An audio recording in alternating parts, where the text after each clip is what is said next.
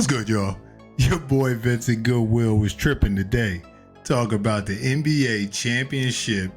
Larry O'Brien trophy is a participation trophy. And Big Perk has something to say about it.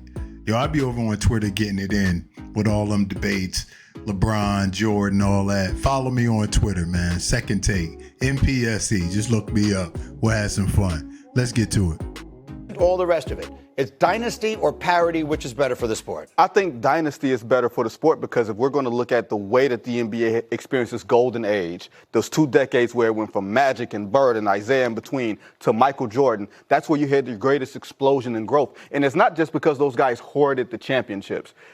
Now you're legislating parity. The owners are saying you aren't allowed to be great for an extended period of time because look at Oklahoma City with Durant and Westbrook and Harden. They weren't allowed to keep their 3 guys together because the money says, okay, you drafted too well. You drafted 3 MVPs. Yep. You can't hold on to them.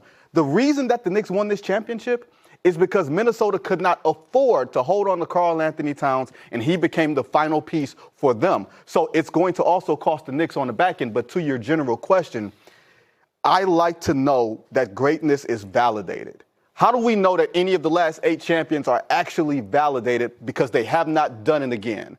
Giannis is itching to get out. Boston is thinking about trading Jaylen Brown. They don't believe in their 1 championship. LeBron's 1 championship in LA was not enough. So why would it be enough for us? Validate is the Larry O'Brien that I put on that shelf and it stays there forever. That's the validation. The Laker thing. Oh, you mean participation trophy then? I'm sorry, Larry O'Brien is a participation trophy? If everybody gets one. Now, the participation part. Here's the shit that pisses me off. Is sometimes when you're on television and you get in the moment and you're feeling the table, you go say some bullshit out your mouth. That was a bunch of bullshit. It was all the way disrespectful. And when I heard them say it, the first thing came to mind is that, oh, your ass never was an athlete then. You couldn't have never participated or been a basketball player or played on anybody's team talking that type of nonsense. That was the most asinine thing that I've ever heard. And if you're a person that hooped at any level and won at an elite level, won at an elite level on any level, then you know that shit hard as hell. I don't give a damn if you can't repeat. First of all, just getting to any finals is hard as hell. Yeah. Go ask all the former players that never made it. Hell, it's a lot of former players that never touched the damn playoffs, let alone getting to the promised land. And then you disrespect the guys who are champions by saying it's a participation trophy. Like, what the fuck are we talking about? Do you know that one, like in those 8 teams that then won over the last 8 years, one of them was Steph Curry. And I guarantee you, if you go ask Steph Curry, which one of them was his greatest championship, I'm 9 times out of 10, he's going to say the 4th one.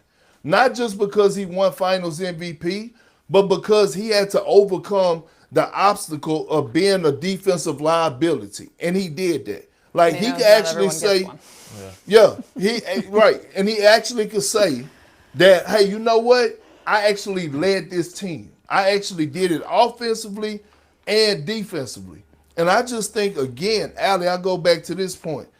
As the media, we have a fucking responsibility, man, to make sure that we say and do the right things. We don't go on the stage, on the platform, right after somebody just been crowned champions and call that shit a participation trophy. Even if you're thinking that, you don't say that. And by the way, I saw Vince, and look, I don't have any hate for him. I just got to address him like the numbers on the house. He got mad at me because he called himself calling me out because he heard me on the show say, hey man, this is going to be Victor Wembanyama's biggest test when before the finals started, defensively. And he was like, Perk, what you mean? I said what I said. It's going to be their his biggest test, of his career defensively. And what did Karl Anthony Towns do in game 1 and game 2? Yeah. Cooked his ass. They had to hide him. What did Jalen Brunson do in game 4? Picked on him. Put him in action 21 times. Yeah. No, not you. You bring your big ass up here and let me go to work on you. So again, it's like, bro, it's like, I get it, man.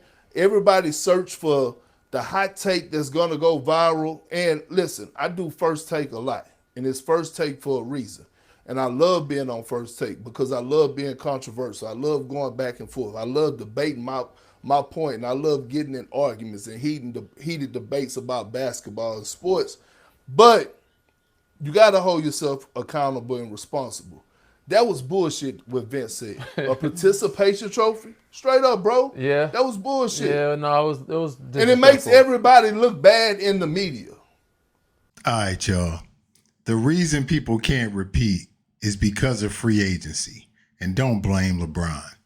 Players weren't even empowered to go from one place to the next. So if you got a job in a bad city and you can make more in a better city, you're not going to leave. That's the world we live in. So it's hard to keep somebody in one place, especially if you're not doing the right thing as an organization. So people move around. And it happened before LeBron. It happened after LeBron. That's what we're seeing right now. So that's where the parity comes in. I personally like dynasties because it shows one team getting it right, and it also gives you a villain that you could root against because they seem too powerful, the David and Goliath thing. When it's a musical chair, it's a little tougher to do that, you know what I mean? But it's not a participation trophy. It just shows that it's way harder these days to win a chip than it is in years past, you know? Anyway, like I said, follow me on Twitter, man. MPSE, Second Take, and we could chop it up. I appreciate y'all tuning in, man. Until next time, we out.